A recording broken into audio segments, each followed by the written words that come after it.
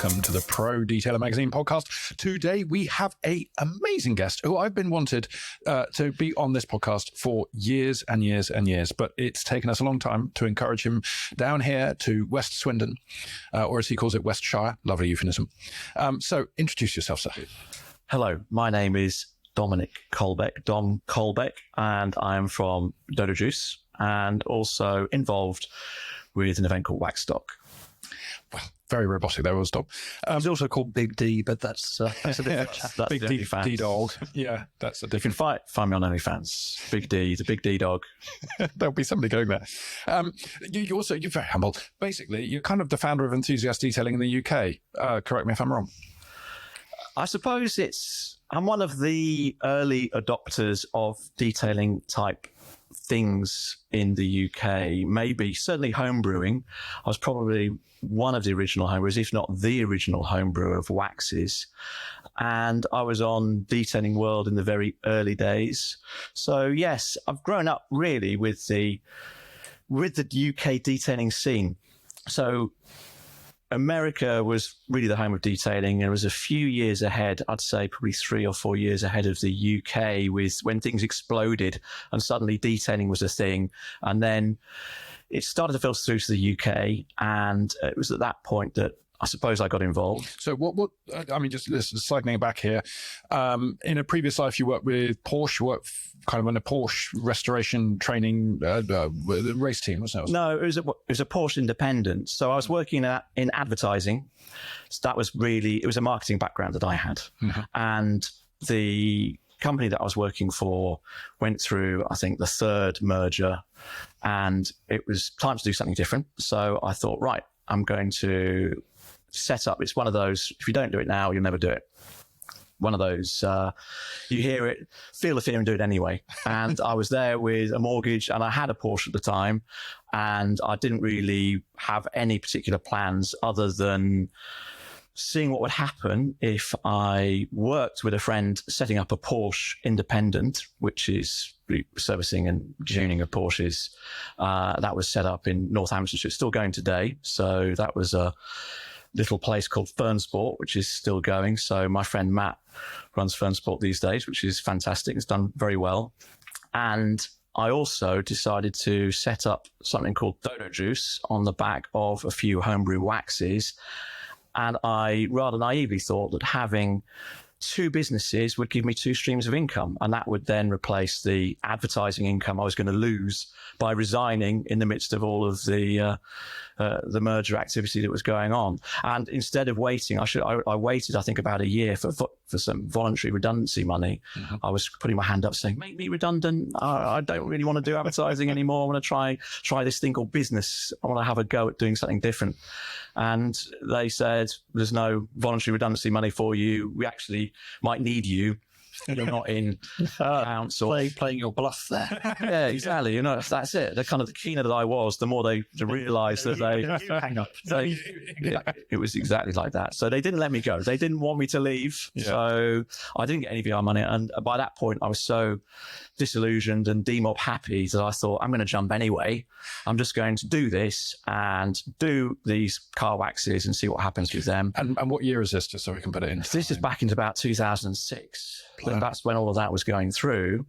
And so, yeah, I set up Fernsport with Andy Ferns, who was the Fern of Fernsport, and I was very much his underling. Were you the sport of Fernsport? I wasn't. I was just literally I was the guy that made very bad coffee. And I think that's why Fernsport has got a lot more customers than it had in my day, because Matt now makes far better coffee than I ever made. But yeah, I just thought, here's two things to fill the time. I can do a bit of car wax on the side, sell that. It was a very early detailing scene. So car waxes, there were some brands from America and from Switzerland, some very famous brands that I won't mention, who were doing very expensive waxes. And I thought, hey, the Instant Smoothies guys just go and put a few bananas and berries and stuff and make it some house for the top. So really helped with the gloss. Yeah. Do a funky name and put it in some bottles and sell it. And I thought maybe I can just put more Canuba in than anybody else and some better better ingredients and see what I come up with. Some of these waxes had 76% carnauba in their calculations, but should we not get into a carnauba percentage solids versus wet weight sort of debate? Well, on thing is, we already know he was a very good marketer because I've certainly heard of Porsche. So he must have. That's true. That is true. So now, though, that's the kind of the origins of Dodo Juice with, of course, your sidekick, comrade, partner in crime, part-time lover, PJ. Yeah, so effectively I had these two streams of income, but it was really two streams of non-income, because what you'd never realise is that when you set up a new business, actually the business is probably taking all of your money and all of your time and all of your energy. And I had sanity. And your sanity. And I had two of these going on. And instead of them rewarding me twice, they were really punishing me twice. So ultimately, after 18 months or so, I had to give up on Fern Sport, and I left it to the guys to run. And luckily, as I say, it was in a state where it can still run today. But I concentrated then on Dodo Juice. We'd been to a few shows, made a few pots of wax, and we'd also got our chemist involved. And also, of course, the aforementioned PJ. PJ was a friend of mine, and he was one of the few people who, when I was chatting to my friends saying, I'm going to be home brewing car wax, I'm going to be doing a few pots, and they're all made on my stove at home to begin with, and then latterly they were made by our in-house chemists. But PJ was about the only person that was interested in what I was doing. It's one of those slightly weird things where if you've got a hobby or sideline, most people, if you're down the pub and you say, I'm making car wax, they're like, oh, that's interesting. Are you having a Guinness or whatever? Yeah, they move on. Or and PJ was like, that is really interesting. Should we put some on my car? Should we try it out? So PJ was very enthusiastic, and he also had IT skills. He's a very good branding, marketing kind of guy, design guy. He's an orator as well. Anybody who's been to the Waxstock trade dinner will know that even at the back of the room, you can still get ear damage by being a human PA system. Yes. So we needed to have a human PA system. We definitely needed somebody that could do a logo. I did words. That's what I did back in my advertising time. I was the words guy. So doing advertising creative and long copy and short copy. Do you use Excel at all, or just Word? I certainly no. I had to learn a little bit about things like Excel for Fern Sport. That was the business induction, really, setting up a business from scratch. I had no experience, obviously, in running a garage. It was really a case of rent some premises, put in a ramp, hire a technician, see what happens. And then, what is a barrister?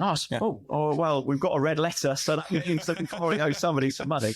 So the business skills had developed a little bit, and then it was really a case of let's just do some car waxes. PJ came on board, we've got some chemists. Once we've done the car waxes, it was a case of people asking for a shampoo, let's do a shampoo. Then it was let's make a polish, and Dodo Juice came from that. You said you got some chemists. It made it sound like you popped down Asda and picked up where do you pick up a chemist? Like a DMC van and just like open the door, drag some chemists in white coats, they're just walking down the street innocently. I mean, do you keep them in your basement, feed them cheese? How do you deal with a chemist? Effectively, the guys who are now very much part of have been very much part of the Dodo Juice story since 2007, which is when we launched, happen to be suppliers of the carnauba wax that I was buying. So I was just buying carnauba wax from eBay, and I went onto the website one day because I wanted to buy a bit more of this carnauba wax that I was melting on my stove at home to make probably 4 goose-sized wax jars of car wax. And they said, we also contract manufacturer, we also do bespoke recipe, and it was a very fantastic looking website.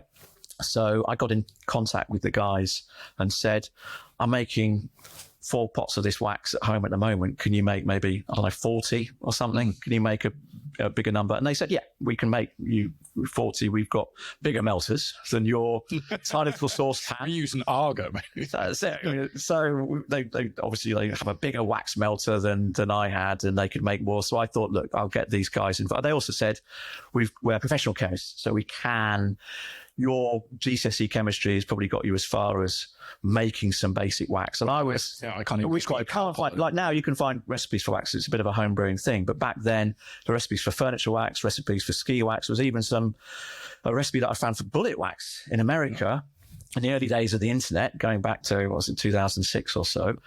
And You coat your musket balls. that's it. And you learn. And I really learned. Didn't have a clue what I was doing. So I was really just finding all of these different oils, some of these dry oils, solvents, finding natural waxes, putting them all together, stirring them up, and literally starting from things like, what does 100% Canuba look like? And then what does 1% Canuba and 99% coconut oil look like? Or what if you add some of this olive oil from Sainsbury's? What is the weirdest ingredient you tried out? Well, we don't want to know. Did you try avocado oil? Yeah, but this is the thing. This is where there's a crash course in marketing, because a lot of these oils are fantastic when they're, jojoba oil, when they're on a label to market. But you swiftly realise, or I swiftly realised, that putting on olive oil onto car paintwork wasn't a good idea, because it never comes off. You are literally chasing that oil around with a rag or cloth or whatever you've got to try and remove it. It's going to be on there and it's not good. It's a smeary oil slick. You want to have a drying oil. So you learn the difference between drying oils and good solvents compared to regular oils. So you learn a little bit about the chemistry, but also you realise that what people have traditionally said is on the label isn't necessarily the full story about what's inside, because with car care products, they're not regulated like food or toiletries that go on to human beings. So they have to be truthful from a safety perspective. So the MSDS data, the safety data that you have, has to be accurate. It isn't always. We've come across a couple where... Okay. But it should be, because you don't want to put your hand into something and find that all of your skin's come off and down to your fingers. Fire does it. That's it. But also there's some very aggressive wheel cleaners or whatever. You could get some early industrial fallout removers that you'd be able to buy, would be pretty nasty on the skin. So Very effective, though. Yeah.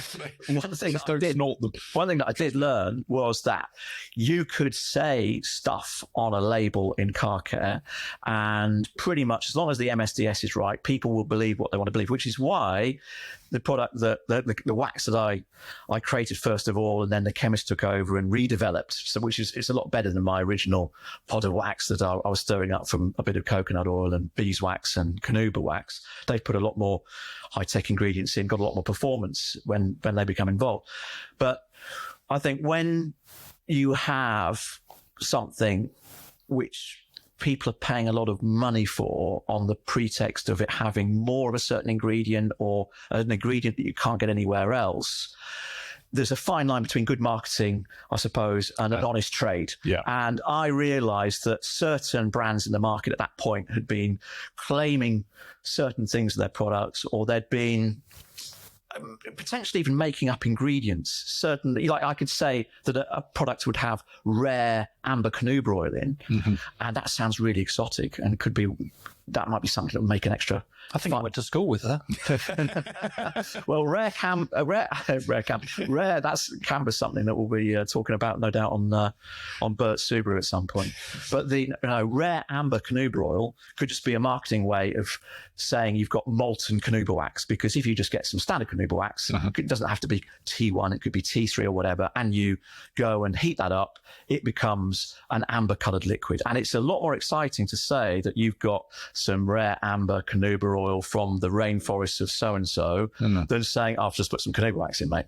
And it was how it's being presented. So anyway, we tongue-in-cheek decided to call ourselves Dodo Juice. That's tongue-in-cheek? It's tongue-in-cheek. But I thought you had juice of a dodo. That was the whole point, in that if we had unicorn's horn or mermaid. Well, that screws up. My next three questions are: how did you mill the dodo? Where did you find the dodos? How often do you use new dodos? This is ruining the dodos. But this is the whole point, because of course there'll be some people. It's perhaps we did have some of the American customs agents who did think that the dodo juice was derived from it was either livestock or it was foodstuffs, and they didn't want to let it into the country at all. They thought that real dodos might have been harmed. But yes, if we go and say it's unobtainium, it's mermaid's tears, it contains unicorn's horn, then of course people know, okay, it's made up. And that was part of the gag, that we could say, look, we're going to give you something, it's just a good honest product, but we're going to give it a stupid name because we've made up the name, we haven't made up the ingredients. And a lot of people had very serious sounding names, and some of the ingredients were effectively only found on their websites. They weren't found everywhere. It wasn't a generic material that everybody would use. I'm just certainly glad that nobody does that anymore. Well, I was about to say, I was reading the back of my shampoos. Today was hair wash day, and it's got lots of trademarked things that clearly don't exist. They are just like silicon polymers of some description, and they've just got a specific one. It has to be essential oils thing. Well, it's essential. They're not essential. They're very optional. But Polypeptide, hyperuronic. It's all a load of bollocks. I mean, the things in the back of it, the only thing I actually got was sodium lauryl sulfate. I mean, bear in mind, this is cheap, unbranded stuff I got off a bloke in the back of a pub, and it's kind of does a bit stingy, but it's still all the rubbish in there. It is all just marketing BS, isn't it? Well, I think it can be marketing BS. Some of it is based on a bit of reality, but the thing is, it's a great story. If you can come up with an ingredient, if you can come up with something a bit special, and then you can say you're the only person that's got that. This is the product. The product's worth a lot of money because it's got it in, and then you can let the marketing run away with itself, and people then kid themselves. And we've seen it with turbo toasters back in the 80s. Well, turbo everything in the 80s. That's it. And now, of course, coming back to Porsche, they've been you can go turbo electric car, a bit daft, and I think it was the same that with Canuba. Canuba ran away with itself, really. And one thing that I did learn in my experiments, that Canuba percentages, again, were used a bit like wattage in clock radio and hi-fi terms. RMS versus PM. RMS, yeah, exactly. Back in the late 80s and early 90s, people were saying, I've got 1,000 watt stereo, and yet when it was tested, I don't know, your Rockford Fosgate one would be really 112 watts of actual sound, loudness, or whatever it would be. And and then you say, well, how come the one that I got from Curry's the other day says it's 500 watts and it doesn't even go up to the equivalent of 3 compared to the Rockford Fosgate system? So yeah, I remember. Do you remember computer speakers? Remember in the old days when you had separate computer speakers? That's right.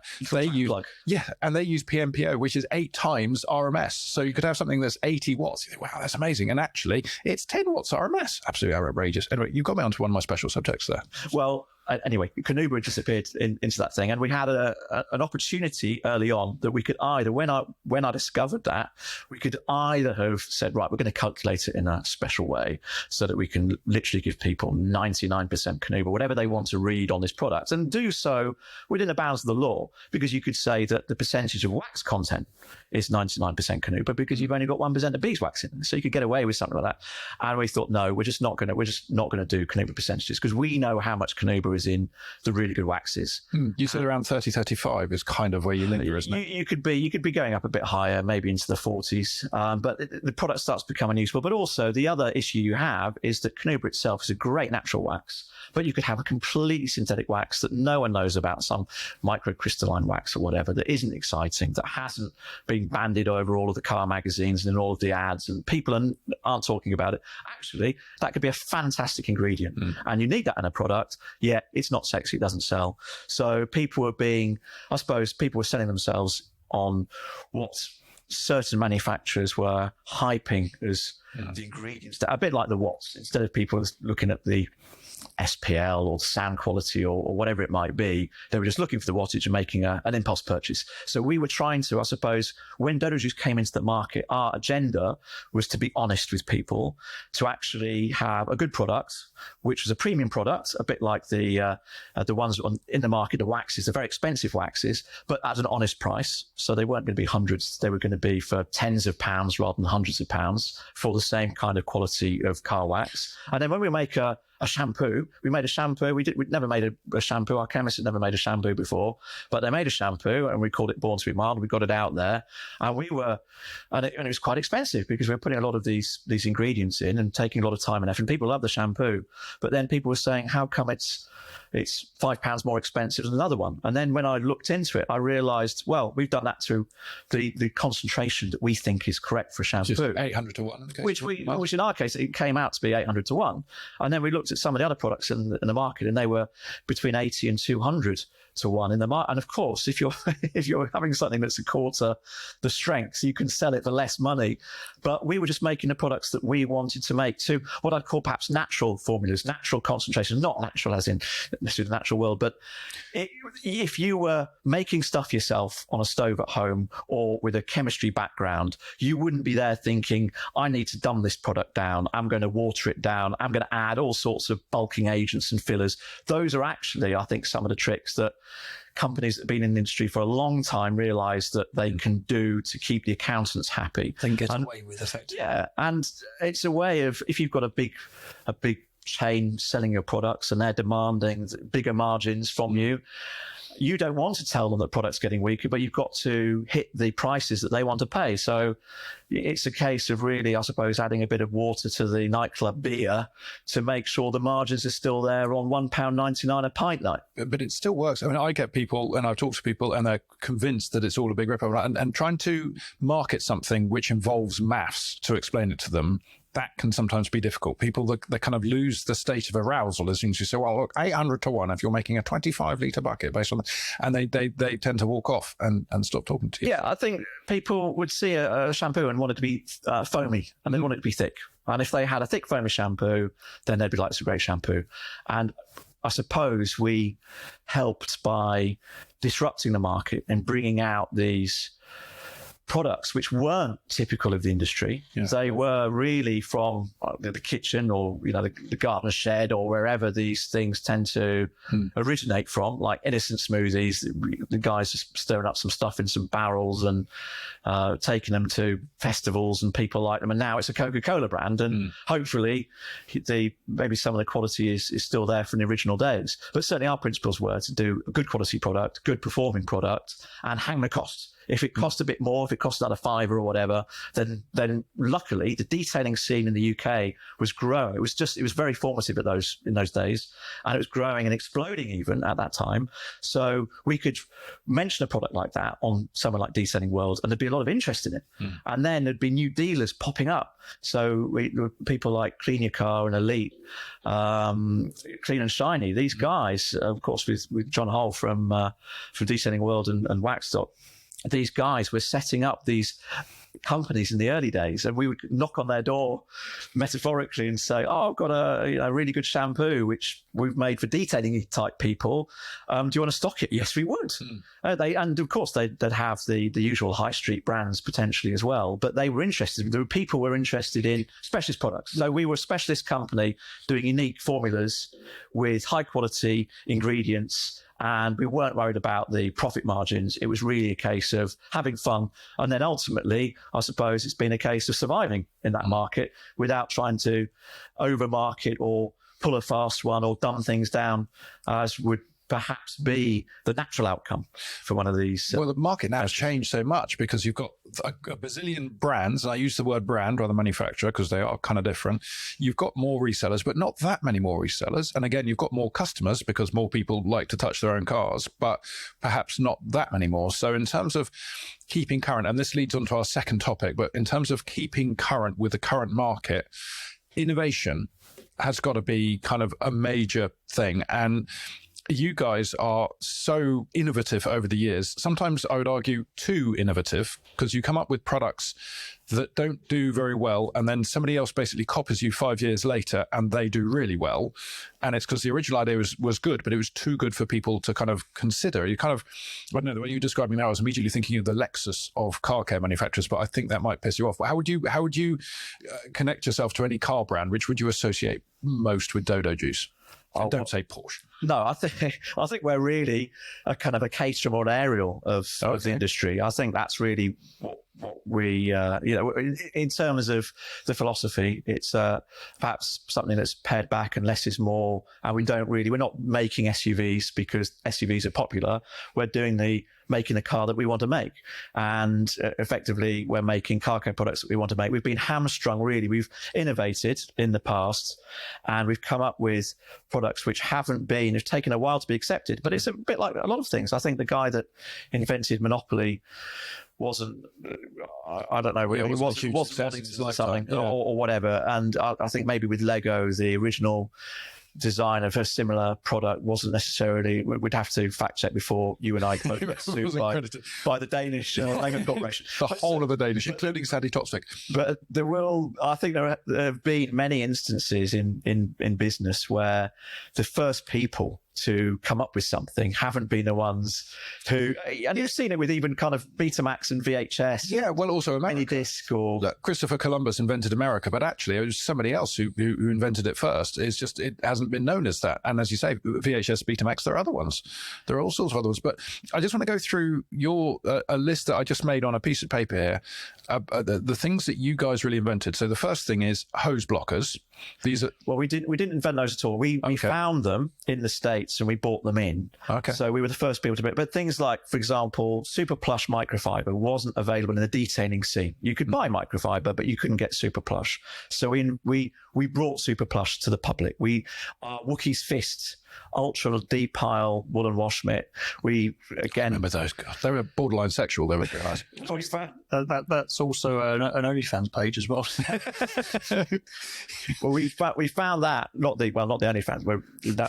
That was different business. That was a different business entirely. But for example, those wash mitts, we were looking out for things that very specialist products in the detailing market that people weren't doing. We were like, right, we're detailers making products for detailers, sourcing products for detailers, and the specialist products.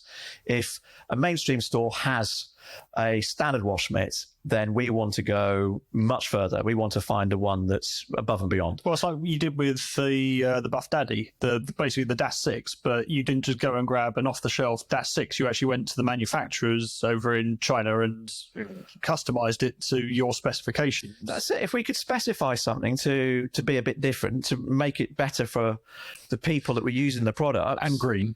That's it. And of course, in our colours, then we'd go and do that. But we're fascinated by the right pad and polish combinations and what machine polishers people are using or should be using, and rotary versus orbital. These are all things of massive concern and interest. But also in terms of innovation, for example, Ferrolube is a classic one because that was you can obviously decontaminate. You can using either a fallout remover or a clay, and of course you can use both. And if you were having the ultimate system and you were taking the ultimate time to look after a car, you could both use a fallout remover and a clay, because there's going to be some of the things that can't be removed by a fallout remover because they're not iron deposits, which the clay can remove. So you'd use them in combination. So we decided that we could have Ferrolube, which was a clay lube and fallout remover in one, which of course smelled pretty horrendous compared to Born Slippy, which is our classic clay lube. I've got some of that here as well. And Born Slippy, and that's the difference. So Ferrolube, we still sell it, but it's not a product that catches on because people just couldn't get their heads around really doing the two processes in one, and also I think get over the smell of it, because it really did smell. And with clay bar, you have to be quite close and personal with it. Yeah, you do. You get it all over your fingers, and I think some of the weaker clay bars would also suffer from. It was a stronger product than just clay lube, so it might have given it a bit of some of the clays a bit of a hard time. But yes, we were trying to innovate. We're trying to do things different. But the problem is we were a little bit distracted because we had so many products and so many things that we're inventing. We had our homebrew wax kit as well. That was, so I can't think of any other car detailing product that you have to, obviously you have to, some things you dilute yourself at home, but to actually make at home, it's weird when you think the reason I pay somebody else to make me a car wax is so I don't have to make a car wax, but you actually provided everything in a cool tin so you can genuinely make your own. And there's not much variation. It's not like you give them 1,000 different ingredients so they can come up with their own unique combinations. It's just like, look, follow this process and get wax. No, that was a gift idea. That was really for somebody who's got everything. They can make a car wax on their stove at home. It was a bit like, I don't know, an Airfix kit or a Crest Hog or whatever it might be, a home, DIY candle making kit that you can buy from Etsy or whatever it might be. And this was really, we were the first people to do that. It's a gift idea so that people could make their own car wax, which is good fun to do. But yeah, we would have a lot of these products. We were making them for a very specialist audience. And I think perhaps where the industry changed is that the super specialist guys who were obsessing over paint thickness, paint hardness, how to get rid of swirls, was the market was growing in general for detailing products. And I think we thought the number of detailing aficionados or geeks or nerds, the guys who are absolutely obsessed with that, was also growing. And the reality is, I think it wasn't growing at the same rate. I think the pool of geeks, if you like, including ourselves, were very much growing a little bit. But the actual market for it was really exploding onto the scene. Mm-hmm. And that's where it changed, because it really became a car scene. So the products became part of the car scene more than they ever had been. And that's also down to, some of the guys like Maguire's, who are always at shows and whatever. But I think we had associated the detailing expertise with the detailing products. And then when that grew, we were like, right, I think people want to have another, 6 shampoos, and we can make this one more attuned for that guy, and this one for this. The variation. So the number of waxes, you had most waxes in hard and soft forms. That's right. You had color charged waxes at one point. You had things which were higher tech, like the supernatural hybrid. That was cool. And then you brought in, although not waxes, they kind of looked like waxes, was Tarmalade, and Tyromania. That's right. And the latter is now called Tainted Black, which is just with a rebrand and refresh. Trim story, yeah.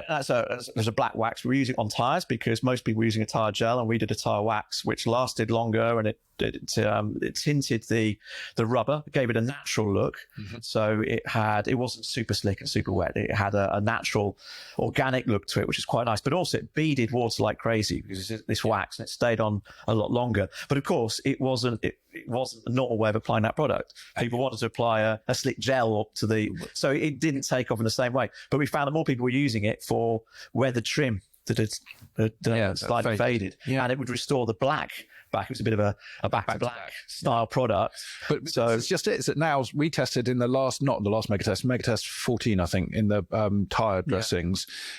Now Soft 99 have got a black wax that is for tyres, and that's pretty popular. And so you've got this situation where you were coming up with this years and years ago, because when do you think Tyromania came out originally? That was probably 2009, 2010. Yeah. So it took 11, 12 years for another big player to bring stuff out. I don't know when the Soft 99 wax came out either. I think it was in Japan. It may have just been in Japan, but it's just this whole thing of you come up with the ideas and you sit there. And I remember my old life back in IT, we'd come up with inventions that were well beyond their time, and people just putting computers into cars. And in 2004, people thought that was just stupid, having Windows XP embedded in your car. Now, you can't get a car without a blooming computer in there telling you when to turn the lights and not to run over pedestrians and all these other stupid things it tells. I think it takes a little while for people to get their heads around it. And I think, for example, with Ferrolib, we could have probably spent thousands of pounds educating and informing people, trying to get them to operate in a slightly different way, telling them about the virtues of this product.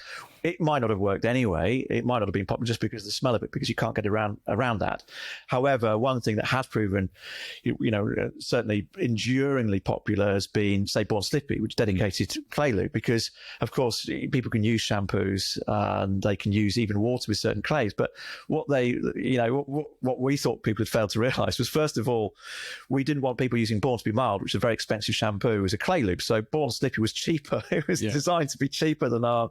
And you did a concentrate. We did a concentrate. So it's cheaper than the shampoo. So the point was, you don't need it to clean because it's there as a clay lube. So it's actually a simpler shampoo. So instead of buying a shampoo and doing it, buy a dedicated clay lube that's made for the task. So, and that's still used today. And of course, water for clays, you can use water for a clay, but why wouldn't you have the extra lubrication? Because any dirt deposits or any embedded contamination that's picked up by the clay itself might not mar paintwork because the particle size and the hardness of the material. But obviously the contamination that it picks up could still need a bit of lubrication. And do you want to trust that to water when effectively dedicated clay lube is so cheap? So, and people were using detailing sprays instead, which we just didn't agree with.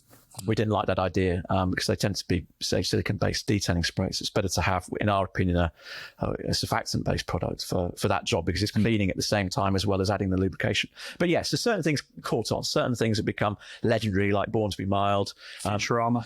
Futurama, Born to be Mild. And that was really, the market was starting to see things like, Guion Wet Coat, which is a fantastic product. And we were like going, wow, that's a great product. And, you'd have obviously colour change wheel cleaners. And we couldn't, the fallout removers, we didn't like the smell for years.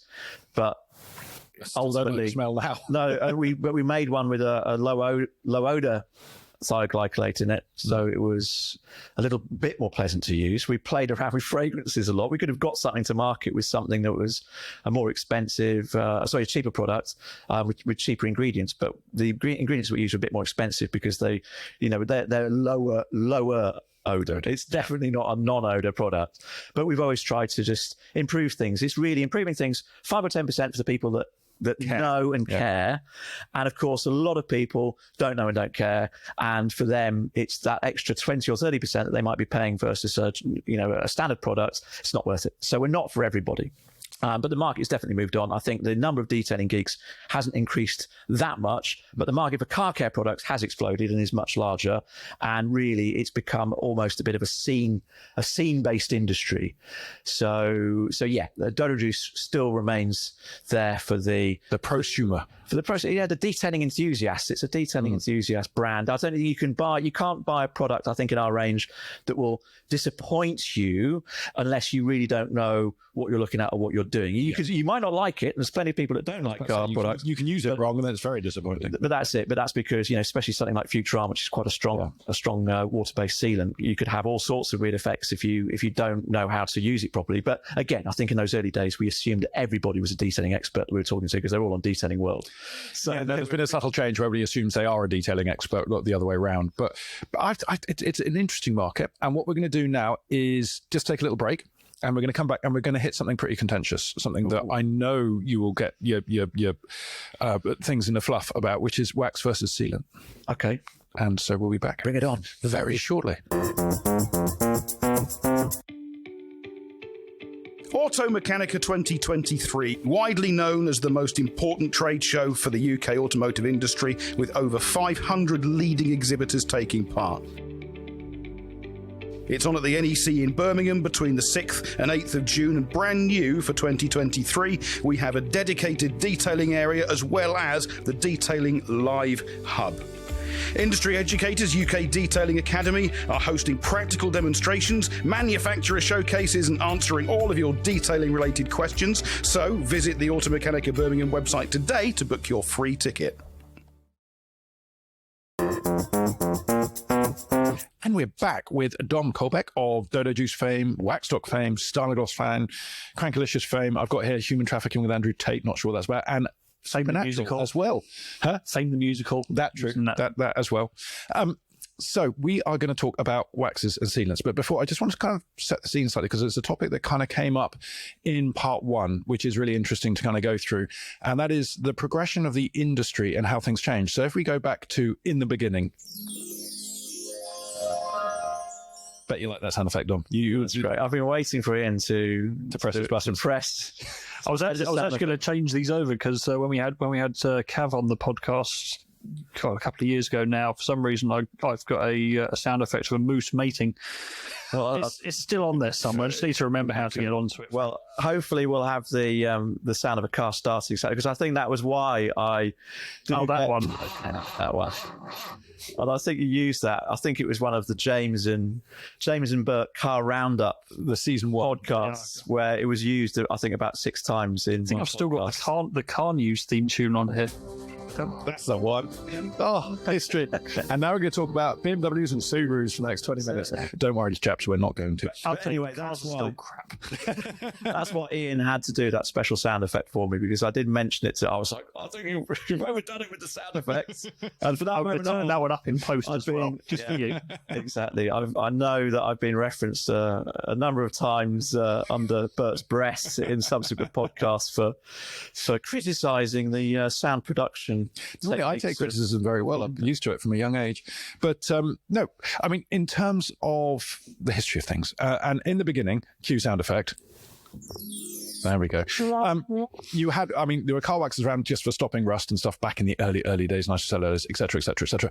Then you had what I broadly describe as car cleaning / valeting and body shop products. And then, frankly, Dodo Juice led the charge with what I would call detailing enthusiast products. These are people who are really passionate about detailing and learn stuff. The sort of things who you might not want to be trapped in a lift with for too long. But then in the kind of the 2010s onwards, I think, something is we had the development of brands. So these are kind of ethereal things. They don't really kind of exist. They're not manufacturers per se. They will get products from manufacturers. They might tweak colours and smells, and it's not just white labeling. There's kind of more to it than that. But the focus is on the lifestyle. It's the skinny jeans. It's the Volkswagen. It's the top knots and stuff like that. And there are various brands that Ian's making me a funny look like he's got sound effects. Is it the bull moose is mating as well? Then it kind of diluted, although the market grew, it diluted the what it was like for the real keen bean enthusiasts. And also the keen bean enthusiast manufacturers like Dodo Juice had to fight harder to be able to be noticed above the hubbub of all these kind of marketing-based, brand-based companies. And you've slightly kind of joined that with the Starnagloss. I mean, you've got the cool guy like Cav and that who are, into their BMWs and other things. But you're not going to catch Cav talking about reticulated foam and whether he's got a smat or a dat in his polish, which is what the likes of you and me talk about in the pub late at night when nobody else is watching. Yeah, absolutely. And that was the position we found ourselves in, the share of voice, if you like, the focus. Everybody was into brands, and we'd been in the market for a little while, and we were perhaps the nerdy, geeky, detailing enthusiast end of that spectrum. We weren't the coolest kid on the block, certainly not anymore. We might have been back in 2008 or something, but yeah, other brands had come along. And so with Starnagloss, it was an opportunity for us to start afresh, really. We could have either tried to be like Dad going down to the local disco and putting on his PJ could pull that off. You would be a bit creepy, but I think PJ could definitely pull that off. You reckon? Yes. We're probably getting back down to the human trafficking with Andrew Tate, allegedly, along those lines. The kind of a tall guy with a top knot hanging around at the bar, and Well, PJ's been known to sport the odd top knot. I think it's just PJ's very impressive beard. I think that makes him look very imposing. I think. I get lost between the beard and the eyes. It's just it's and I get woken up by Scandinavian mafia. We wouldn't want to mess with him. He's a big guy, built like a proper Viking. But no, with things like Cav, the idea was really that we could either try and change, I suppose, the image of Dodo Juice and be, hey, we're hip and cool kids. Look, hey, we're young. Fronts. Yeah, and of course, people like Maguire's doing a fantastic job. Those guys have always been kind of quite on the scene and quite relevant. They've always, but they've never been a disruptor. When you came out, you looked hippie. The early Dodo Juice ones looked like you'd taken a lot of weed before you'd done your drawing. I mean, you say that as if PJ hadn't. Whereas, and then suddenly, because you were such a disruptor in the early days, it kind of aged quicker. Whereas Megs, although they've refined and things, they were never very exciting. But well, the logo was, I think the logo probably still is kind of very similar to the the one from 1901 or whatever. It certainly seems very traditional. But yeah, we probably were, as you say, we were on trend in 2007 to 2009 or whatever, and then other things come along, and we aged a little bit. But certainly, I think things became more about the scene and the culture, and as you say, skinny jeans and vaping or whatever it might have been, and that culture. And you could come in with a brand, and you don't have to be focused on the quality of a detailing product. If anything, it's probably a bit of a turn off because it is a little bit too scientific. It's a bit too weird, a bit too geeky. So you could just make something, put a perfectly fine product in there, but it was all about the packaging. It was all about the style, all about the lifestyle. It's like Big Bang. You'd always go for a penny over a Sheldon. Let's face it. I'm not. TV show. Oh, sorry. PJ. PJ loves that, but I'm not. Well, he'll get it if he'll be totally away. He'll probably laughing. I can barely get those references. But so the idea was that we could give people high quality products, and you can make them slightly more suitable for the target market. That's the interesting thing. So, for example, Starnagloss and Dodo Juice products are not going to say they're made with high quality ingredients and bespoke recipes, which is what we stand for. We're not there trying to, we're not there saying, oh, those guys don't deserve a good product. Everybody deserves a good product. And actually, we think the scene guys deserved a good product. They deserve good marketing, and they deserved a good brand, a good show car. And they've got Cav, which is, fantastic. I mean, he's, with his skipping and Cav presentation. Awesome. And congratulations on Cav on, just as a little aside, and it's probably going to be ancient history by the time this comes out, but I hear he's lost many stones. He is on a weight loss thing. He's cut out the Dr. Pepper, which is amazing. Well, so the share price in Dr. Pepper's plummeted because It's not being sold locally in Essex petrol stations anymore, or in the numbers that it was, prior to Cav's diet. But Cav's amazing. Cav has got a real passion for the, you mentioned earlier on about kind of like diminishing compounds, non-diminishing or whatever. Cav's got a real interest in the science, and he's a great detailer, and he wants to improve, and he's learned from Kelly Harris and guys like that, but he knows that ultimately the people that use products are not there saying, they're not having sleepless nights about, should I use a denibbing tool, or should I use some 2,500 grit sandpaper for that stone chip that I'm sorting out. People don't. You don't need the days of, I suppose, the paint thickness gauges that were. It was just all that detailing world would talk about probably in 2009. It's not really what people are into. People want good results. They want quick results. But we also want it with Stjarnagloss. It's a great brand. Cav does a fantastic job. It's entertaining, it's informative, it's educational. Nothing that Cav does is purely for show. He is also showing you good car care process. He's showing you sometimes there's shortcuts that Dodo Juice wouldn't do.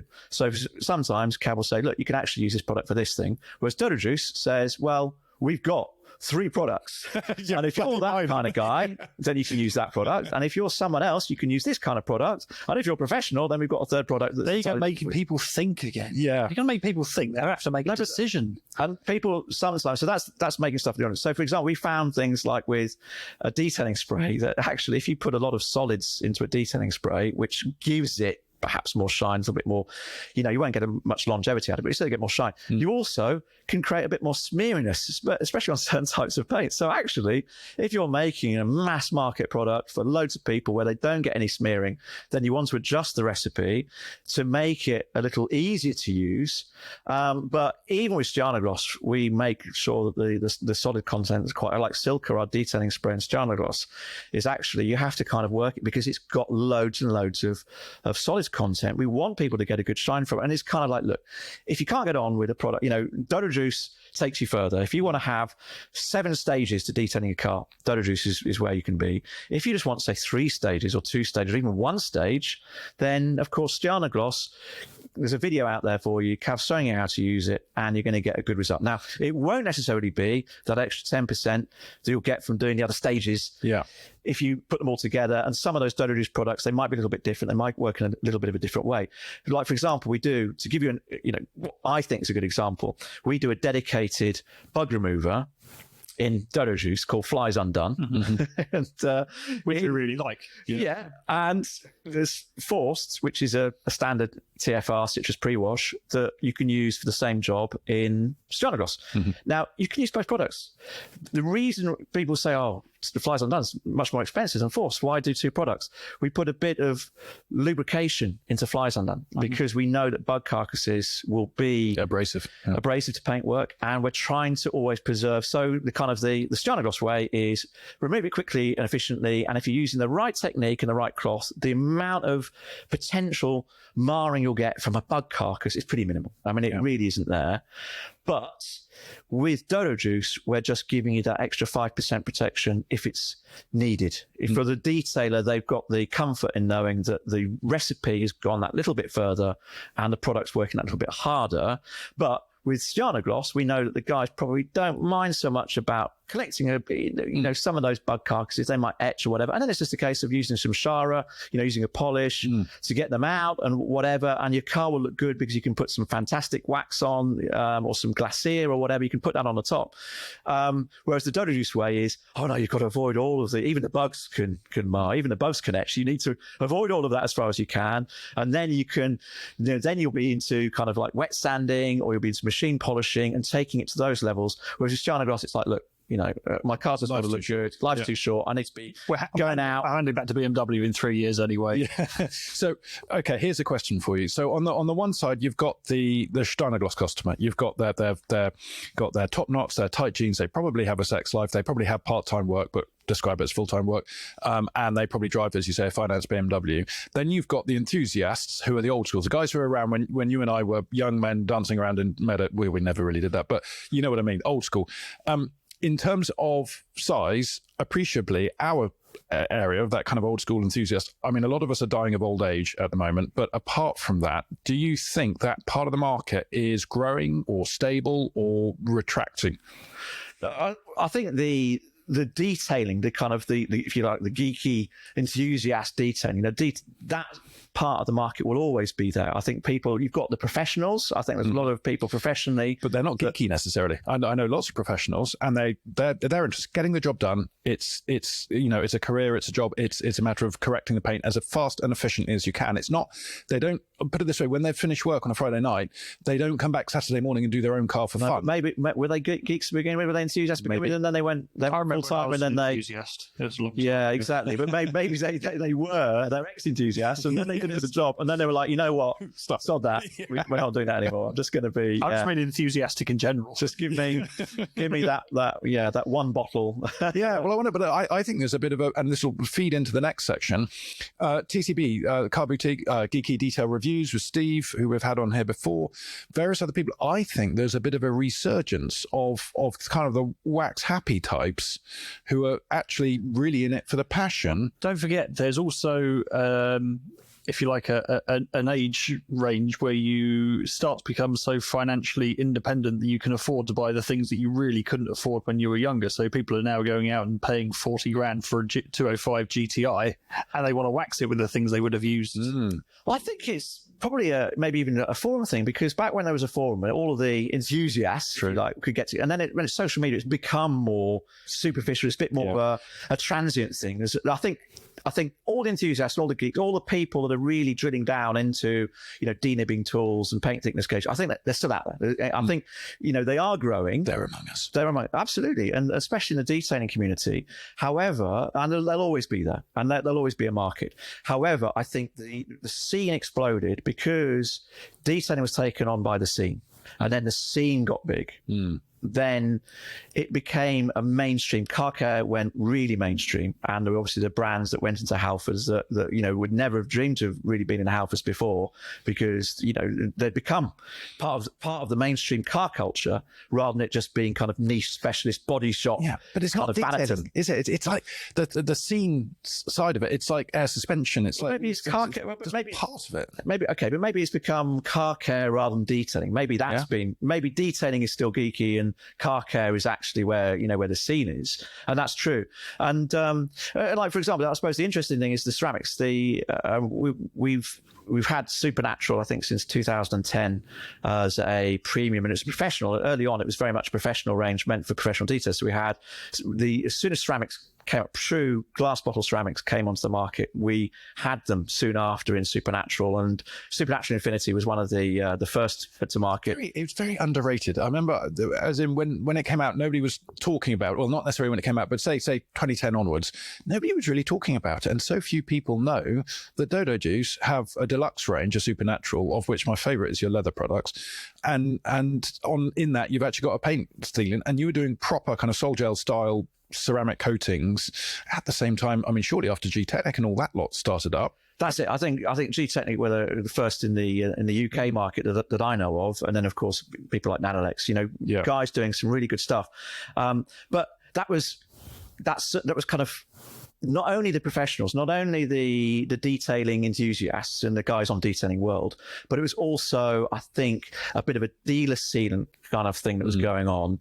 And dealer sealants were becoming popular. People were getting, it used to just be, I suppose, Superguard back in the day. There wasn't a lot of choice. Life Shine. Yeah, and then people, and then these kind of detailing brands, these ceramic brands like they were able to become informed. Yeah, there was a crossover between the dealer. So you buy a car, and suddenly you might hear G-Technic for the first time, and you've got that crossover. So you've got the crossover between kind of Detailing World and then buying a new BMW or a new Porsche or whatever it might have been, and getting offered a brand that you hadn't heard of. It was actually what might have been considered to be a detailing brand, and so then the detailing community really wanted, I think because they were so interested in the technologies that were out there, they wanted to have ceramics. And a lot of these ceramics, of course, were professional application only. So some of the guys on Detailing World were professional detailers, and they knew the problems that you could get, like with water spotting with ceramics and stuff like that. And, you don't want them to get them wet for various reasons or whatever. You want to let them kind of cure and set up properly. And if you get the application wrong, you might have to, machine it off or wet sand it off or something crazy. And I think the problem is when they go into the wider scene, say, for example, it's car care rather than detailing, and people are picking up on these products, then not only do you get perhaps some people using products that they don't really want to be using because they can, they've got huge benefits, but they've got also the commensurate disbenefits, the problems that you can have with them. Well, and sometimes maybe that you just don't need them. We've got people that wax their cars every month. We're like, look, these waxes, even a porous wax could last 3 or 4 months as a daily driver. You just need to be doing that every 3 or 4. And people are doing, I wax my car every week, so I love it. It's like, fair enough, but you don't need to. So, and I think you have that confusion with a ceramic. People may be using a ceramic. Ceramics, in my opinion, are great for things like if you want to put it on a fleet of taxis or whatever. Your motorway burners and things. Yeah, stuff there. Look, you want to protect the paint because it's a little bit harder than the paint itself. And you put it on, you haven't got time to reapply it as a coating, then it's great because you can put it on a fleet of ambulances, fleet of fire and a fleet of taxis or whatever.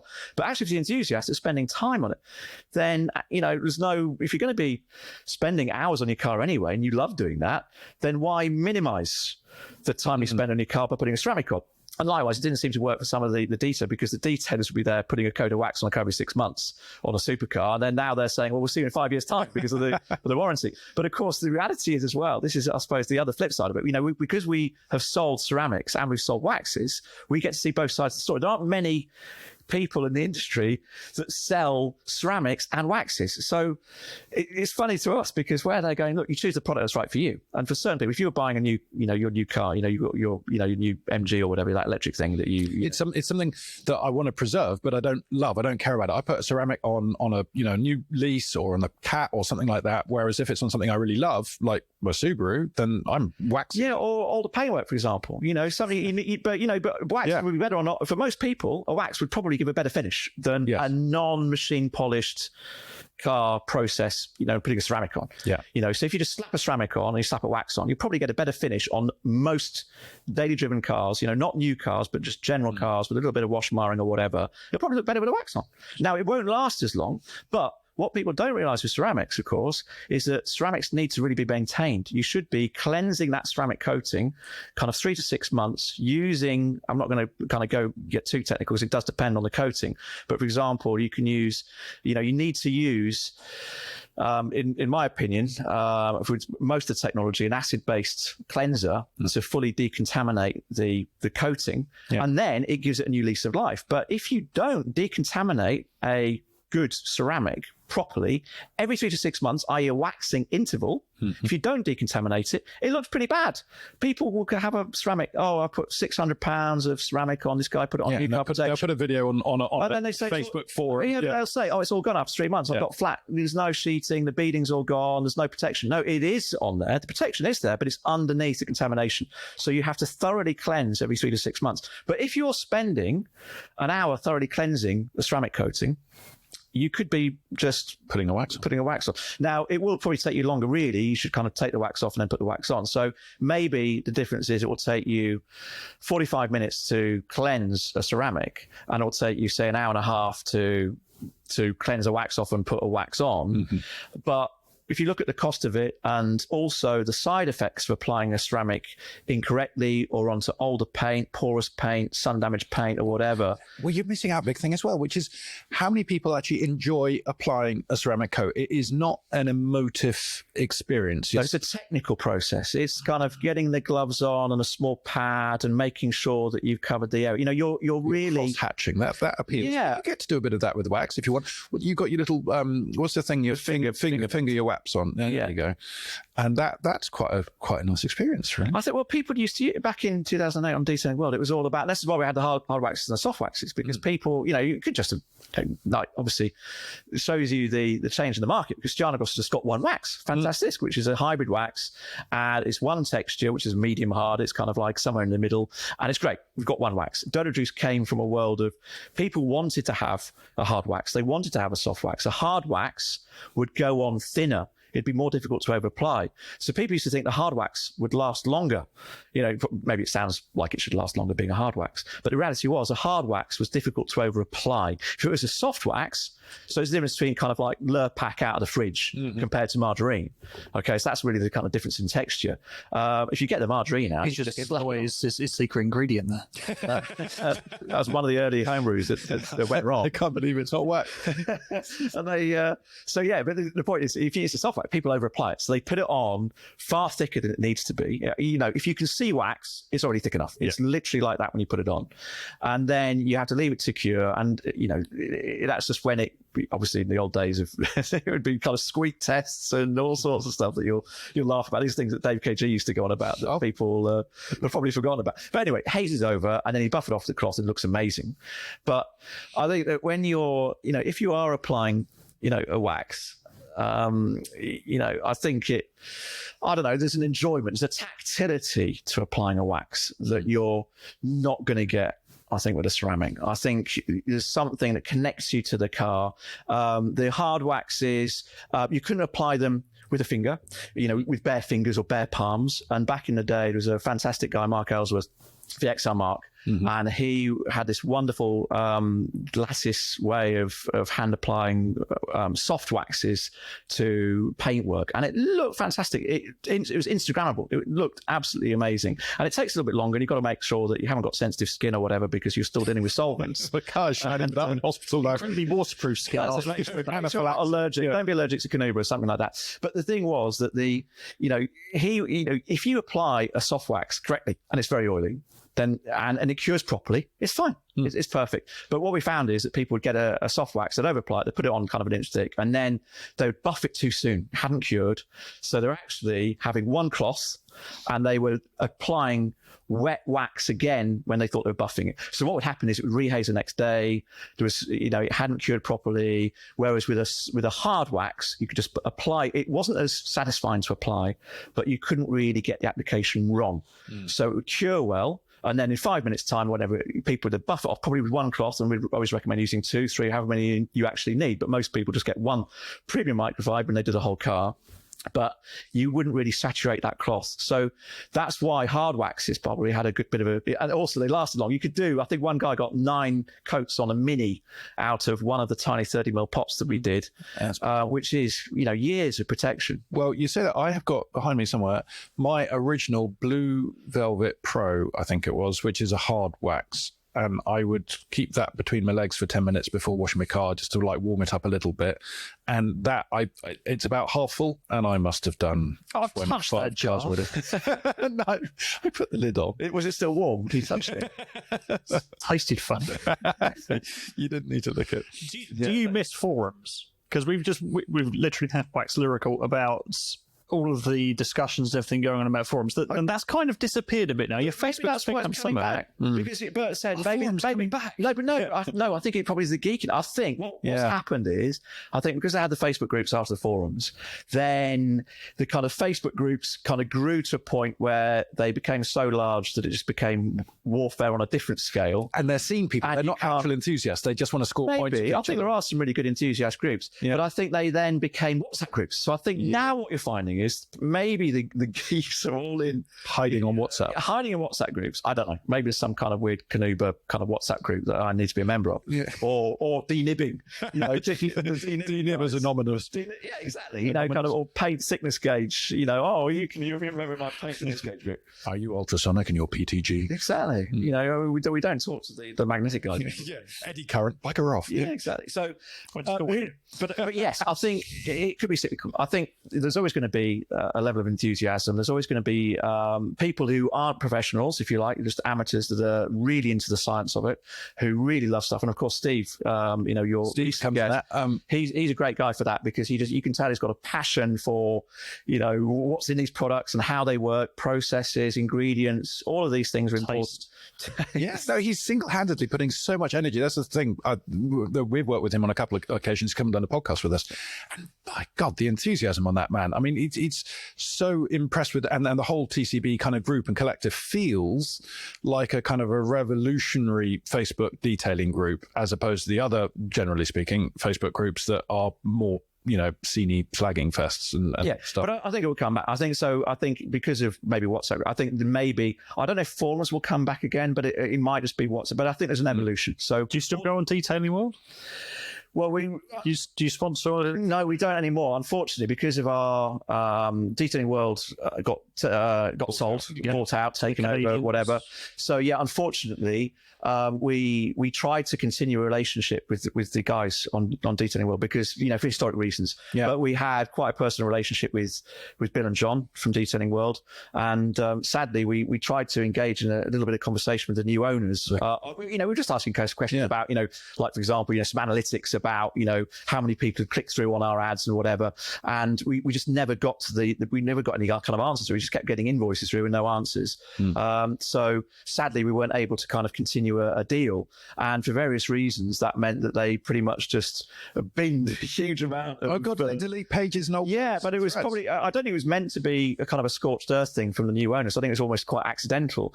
It was more that we'd always supported, we were quite ingrained with Detailing World, and I think they thought, okay, those guys are no longer a sponsor or whatever. They didn't kind of like agree to our terms or whatever. And as I say, we'd have been quite happy to do that. If all we'd done is we'd asked some questions about, how many click-throughs we were going to be getting. We wanted some basic analytics, because in this day it's all about, ROI and cost per click and whatever.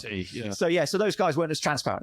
They weren't as easy to deal with, in my opinion. They probably loved. Did you try them in summer? Because obviously they're Canadian, so they might have just been sort of frozen. But we had a very personal relationship, obviously, with Bill and John, and it was much. We supported those guys. But yeah, ultimately it has to be about putting your advertising in front of the right people. And the guys on Detailing World are fantastic. We still love that Detailing World community. But the issue was we were really ingrained in that community, and then we felt under the new ownership that the community had changed a little bit, and also we just needed that bit of reassurance about our investment in the under the new ownership in that site, and we didn't get the information, so we couldn't do the deal, although we'd have loved to have done that.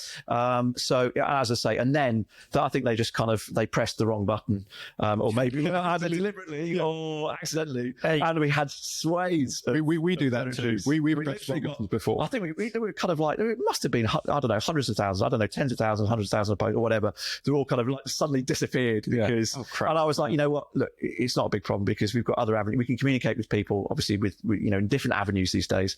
But yeah, we've always got a soft spot for detailing. And also, there's the detailing space now, which is John's new one. Yeah, and obviously Matt's doing the videos and content on that, which is wonderful. So I think you always have those communities. But yeah, people did go onto forums, and then it's really been, I suppose, social media as a whole, and maybe we communicate with more people. Cav certainly does on TikTok these days, demonstrating a video. But that's mostly teenage girls. I always thought it would just be teenage girls, and then I downloaded it onto my telephone, and it wasn't. The first video that came up when I first opened an account was Cav turning things black and white, and colouring back. It was free. Do you still is it still plugged into the wall, your telephone, or is it got... Often, yeah, the battery doesn't charge anymore, so it does have to run. Do you have to do mains? To wind the dial all the way around? No. It's tone. It's not pulse. Oh, okay. Oh. Yeah, no, I got rid of the pulse phone a while ago. It just took too long to do anything. God, these are old men jokes, aren't they? Yeah, we are pretty sad, aren't we? Yeah, well, we're in our twilight years. Let's do the 10 questions. Should we do the 10 questions? Ian, how far are we along? Should we do the 10 questions? Yeah, do the 10 questions. I haven't got any tell you what, let's I'm loving this. I'm loving this. Put the sound effects in. Okay, so Dom, we'll start easy. It'll get hard. Okay, then it'll become important, and then it'll get easy again. And we're going to do these 10 questions too. So, current car. Well, current cars in brackets. Current cars. My interest in current car is a Volkswagen Golf Club Sport S. So it's kind of an Uber hatch. What generation is that? It's a Mark 7. I thought you said interesting. It's as fast as a Lamborghini Murcielago around the Nürburgring, and it's a Golf. It surprises Lamborghini owners. Okay, so But yeah, it's just a geeky. It's just a limited edition kind of thing. But yeah, I don't. Some of the new Golfs. I'm not Mark 8 Golfs. So I'm going to get geeky with Golfs. But yeah, the Mark 7. I think you're at that age where Golf got a Mark 5 quite appealing. I've got a Mark 5 Pro Edition, Golf GTI, and a Mark 7 Club Sport S, and they're peak Golf for me. But the Club Sport S is peak Golf. That's like your one. And I can't afford peak Porsche because peak Porsche is a lot more expensive than peak Golf. So I've got peak Golf. My brain's gone off on things that surprise Lamborghini owners, and it's usually got the parents walking in on their door, or the indicators from a Ford Focus. Is it the fake tan and kind of It's the fact they've come from Ferrari and they can't immediately buy a jacket to match. Well, hang on, you're a Golfist fan too. You had a Mark IV GTI, didn't you? Yes. Yeah. A kind of anniversary. A kind of anniversary. Yeah. No, I was never really sure if it was an anniversary or not, because everything was anniversary on it, but the V5 didn't say anniversary, so... Disappointment. So, Dom, imagine, you've already mentioned here about Porsches, but imagine you have all the money in the world and you can buy a dream car of your choice. What would it be? Yeah, it'd definitely be a Porsche. A Porsche 997 GT3 RS Mark II 997. 997, so that's round headlights. Yeah. Yes, but GT3 RS. So GT3 RS 997 would be. I think that's peak Porsche for me. Okay. And going back into the mist of time, what is the first car that you detailed? By which I mean not just washed a car when you were 6 years old for pocket money for your dad, but like properly got involved. Why does his dad need pocket money? Got your brushes out. He comes from that part of the country, isn't he? So what's the first car you detailed? First car, well, yeah, I think it was probably, or the notable one would be an F40, yellow F40, which was best colour for an F40. Yeah, which we did with Robbie from Valet Magic back in the day. From what Magic? Valet. Right. I thought you were going to say Robbie from Take That for it. Valet. I thought you said something. No, Robbie's still going today. He's a good boy. Valet Magic. Valet Magic. Oh, yeah, Valet Magic. If you're into, I don't know, I'll probably into consonants. Valet Magic. That was wonderful because F40 is a dream car as well. Fantastic, and it's just a pleasure to detail and really special, interesting car. I know that was back in the days when they were relatively cheap. You could, probably the cost of a 2-bedroom house around here. They're about £80,000 back. And now that's the cost of, all of West Shire, I should say. Now it's like a 2-bed house around you. That's what you say. I've got it. But also, notable detail, one of the more interesting ones so that was probably one of the first kind of Dodo Juice style kind of, details that we did. And I was kind of a bit of a collab with Valet Magic, but we also did for Supernatural, when Supernatural was launched, this must have been back in, 2010 or whenever, we did a hearse because it's Supernatural. You see her doing a hearse. Well, it's definitely organic. I'm not sure if it's Supernatural. No, so we did a Supernatural, so spooky, doing a hearse with Kelly from KDS, now Lake Country, and that was fantastic fun to do because it was a big black hearse, E-Class hearse, and it was, I think, a composite back and a metal body because they're kind of a bit weird, bit of coach building kind of craziness. So the paint was all, crazy all over the shop, all kind of custom painted. And I machine polished half of the, I had my half and Kelly had his half on the other side. So we both Kelly had to come and do your half again. Well, this is the thing. I was wearing away on my side, got my rotary out and I was, honestly, the paint looked magnificent. It had gone from swirling horrible, just kind of, like dull black through to mega shiny, and you could get your torch on it and it would look amazing. And then Kelly kind of popped round. I said, "What do you think? I've done half the car for you. It looks amazing." And it was like, "Yeah, I'm going to start on that in a minute." And I'm like, "And mate, it's done." It's done, Kelly. You had a similar experience from your protege Cav, actually, when he went over to Kelly for a bit of training. I was there at the same time. We did some interviews and stuff like that, and he agreed with me about the terribleness of his E46. But he was saying, when I came here, I thought I knew about detailing, and then I spent 10 minutes with Kelly polishing the rear tailgate of the Shitbox M3, and he was like, my eyes have been opened how much extra I can do and stuff like that. And he literally spent the next 2 days getting super motivated by Kelly, basically. But the reality is, I think, I was doing it to what I'd call a commercial. If I had a paying customer, you do it to that level and they'd be over the moon. It's fantastic. And Kelly was doing it under the ground, but yeah.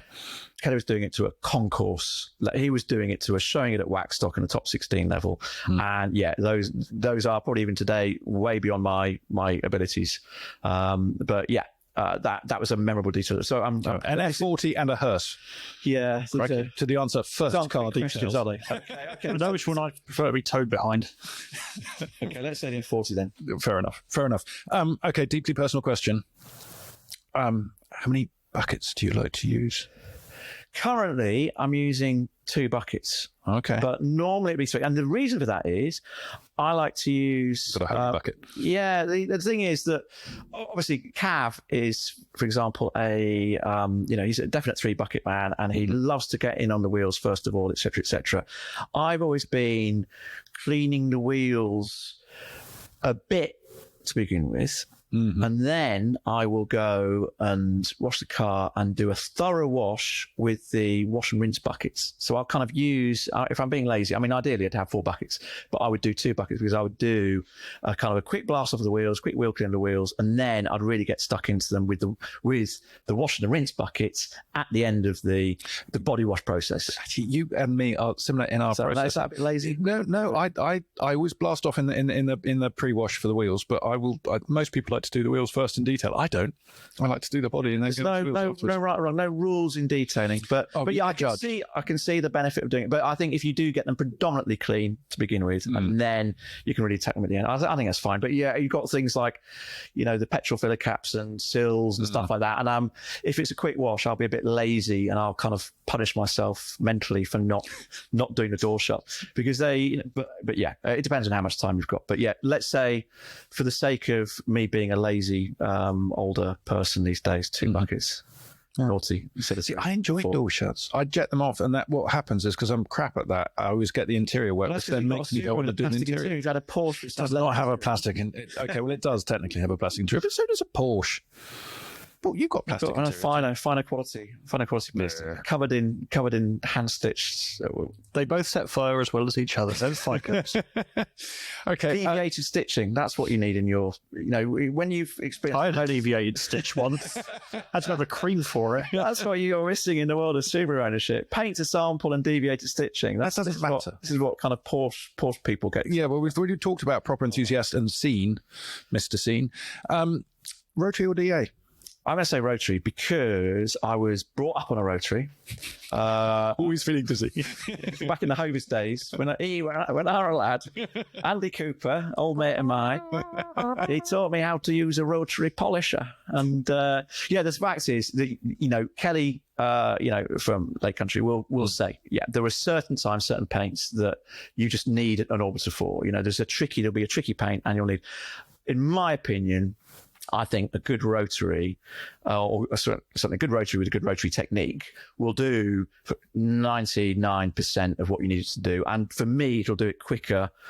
And that's probably just a lack of experience with orbitals. We do our own orbitals, but I've just spent more time with rotaries, and I just love that kind of typewriter drag you get across a panel. It feels like the machine's doing half the work for you. So I'm just a bit too old school, so it's going to be a rotary for me. Fair enough. We've covered this, but I'm still not entirely sure actually what your answer will be. Coating or wax? Well, I'm going to say wax because I think, wax is going to reconnect people with their cars in and an analog world. I think we've got this whole digital thing going on with electric cars, and I think we've got the ceramic coatings, and we've got electric cars, and I think there'll be a bit of a backlash. So we'll find that everybody will have probably their electric car, their EV or whatever in the garage, but they'll also have probably some old classic. And I think everybody will also have the EV will probably be covered in a ceramic, but I think the product that you want to see that beating when of course it's not a daily driver necessarily, this old kind of petrol powered classic running on biofuel that you're still allowed to drive under special license to the government in 2037 or whatever. God, but if that happens, I think it's going to be, yeah, I can't go on the roads because they've charged me. They've got new ULEZ zones. It'll be charged per mile, won't it? That's the only place that won't have it is the Outer Hebrides. Everywhere else is in a ULEZ zone, and obviously be charging you per mile. And if you go over whatever, unless you've got an analog speedo, they're going to be kind of instantly charging back to the government or whatever. Sent to prison and forcibly sterilised. I think you'll be spending more time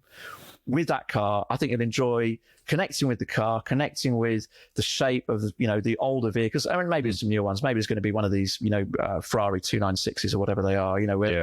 But I think that the connection that people will have in that vinyl versus compact disc. It's kind of vinyl versus streaming. I love streaming. I stream everything, but I think people will like that analog thing. But also, I think fundamentally, for most people on daily drivers, I think if they've just got a show to go to, they can spend an hour waxing their car, and it'll probably look better than spending 6 hours trying to machine polish it and then put a coating on top. So maybe waxes will become a bit of a shortcut in the future. So maybe there'll be a bit of a bounce back. I don't know, but for the sheer pleasure of applying a wax in terms of the smell of it, the feeling, luckily I've got sensitive hands and stuff like that. I mean, they're probably not as bad as... Not anymore, you don't. As a bricklayer's hand where, you can rub it across the paint and, just mar it instantly. But I think I think you could have, I think a nicer experience with the wax than you can with the coating. So I'm going to say wax. Well, I'm glad we spent so long on that question because I think this one's going to be a quickie. Ferrari or Porsche? I think we know the answer. I do like Ferraris, but it's got to be a Porsche. Got to be a Porsche. Okay, well, that's a fairly irrelevant question, but more importantly, and this, I think Is there a right or wrong answer to this one? This one coming? Yes, there is. There's a keep your legs and lose your legs sort of answer. So I'll leave that in your court. Subaru or Mitsubishi? Okay, well, I've had a Subaru. Yes, you do. You sold it. I mean, you've had some cool cars. You've had Lotus Carlton, or it was an Opel Carlton, wasn't it? You because it was there. Yeah. You had a Lotus Elise. No, or a Elan, or was it a little Lotus? No, I had a Porsche 964 RS, which I should have kept because it would have paid off everybody's mortgage. Yeah. I'm sure you had a little Lotus. I'm sure you had a little. I mean, you would know. I had Caterhams. I had 2 Caterhams. That's it. Yeah, I had lots of Caterhams. But no, I love all that kind of silly stuff. It's just daft. I've had a Subaru. I love the engine note of Subaru, but I'm going to go with Mitsubishi. Okay. Probably going to get me kicked in the shins. If you get away that lightly. I think the interior is better in a Mitsubishi. I'd get FQ. Neither of them are good. No. Okay, but I think smell of a Labrador. True. I think it's a better interior in a Mitsubishi. The engine doesn't sound as good, but I drove an FQ 340 and I thought it was fantastic. But it's really just because I've already owned a Subaru. I do love the Boxer engines, does sound better, but I would go Mitsubishi next time just to be different. So it's a bit of both. Right. But we'll see if that thing that you're building, Uncrashable 3, Uncrashable 3 takes on our Sienna Gloss. Going to wipe the floor once I've sorted a timing chain and a couple of Garrett GT35s. It's going to wipe the floor with your little E46 Photocopier Salesman Car of the Year award. Did you sort your wobbly drive shafts? Yeah, no, it's got new drive shafts now. It's when you've got as much. Do they still wobble?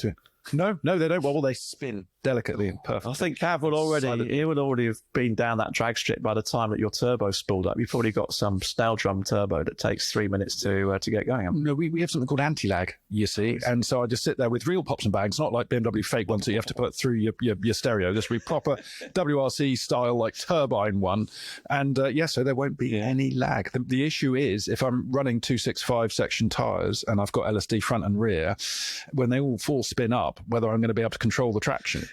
you know. And also, at what point it bursts into flames and you'll be ruining the day that you didn't have your flameproof suit on. Still more fun than driving a BMW. The problem is you're going to be doing a drag against Kevin and BMW. You're going to be in your Subaru, and the problem's still going to come up that you're a shit navigator, and even if you're going in a straight line, you'll manage to get lost.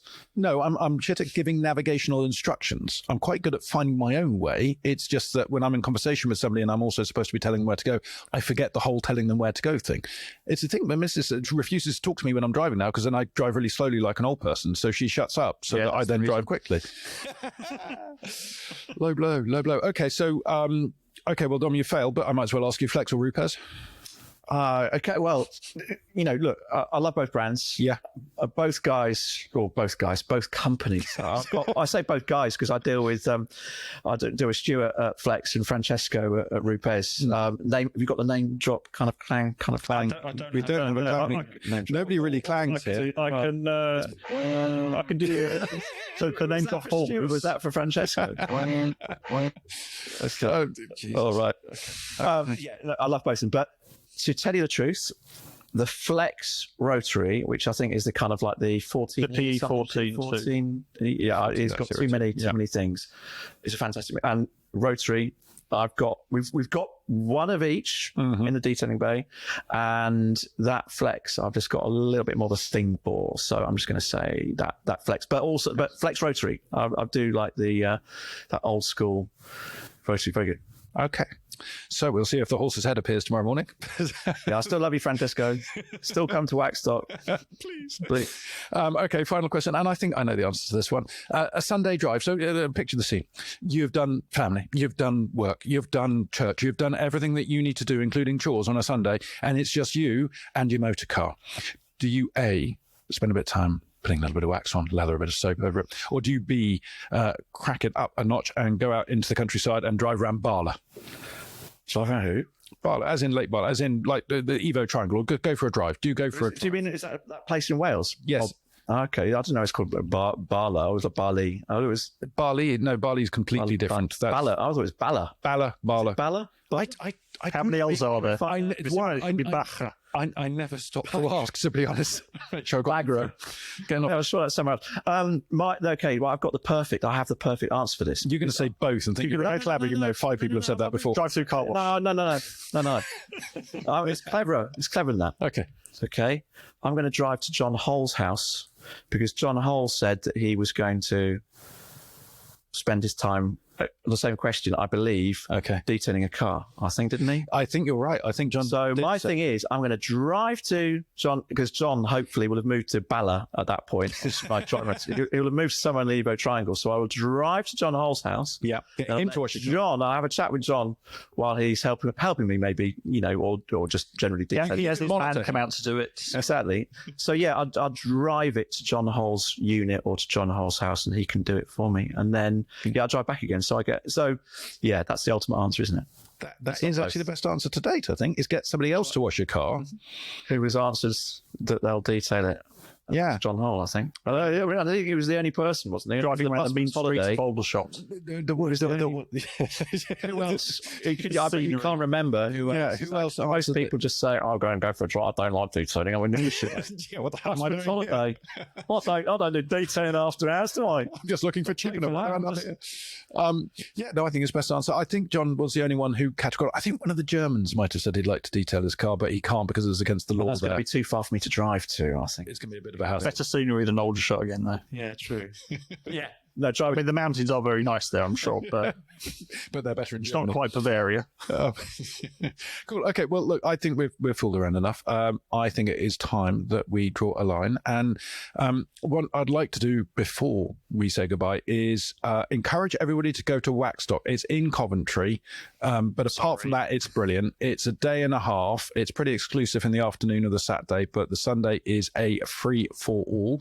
For those into bargains and discounts, you can come and get some bargains and discounts. For those who want to network and talk to their friends, there are opportunities there. And for those who want to talk to the manufacturers and get the inside line on things, you have opportunities there too.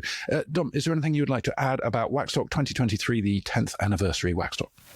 No, I think you've probably said everything. It's going to be, it will technically be the biggest because it is, 1.5 days compared to or 2 days. It's the longest, technically. It is the longest. I think Which is sometimes the good form of biggest. There's 11 open hours compared to 7 open hours. So there's definitely going to be more going on. And yeah, it's the 10th anniversary, so we'd love everybody to attend, whether you've attended in the past or attending for the first time.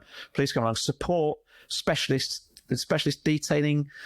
It's not even, it's a community. It's not just an industry or a market. It is a whole community of people, and it's an event that I think brings everybody together, whether they're just people who want to find out a bit more how to make their car look a bit nicer, or just interested a little bit, maybe how to get a scratch out, or machine polish their car from head to tail, whatever they want to do, or they're just there to have a look at a few nice cars with probably the ultimate show and shine, because as you'll have known from some of the cars that have been in the top 16 before, some of them kind of a fairly kind of average, and you might see it at another car show, but I guarantee pretty much that there are certain cars that have been shown there that you'll never see at any other car show in terms of the level of detailing that's been achieved. And I think, for example, I think the best example of that is the Ferrari 355 that Kelly Harris bought one year, where the previous year he showed all of the paint defects.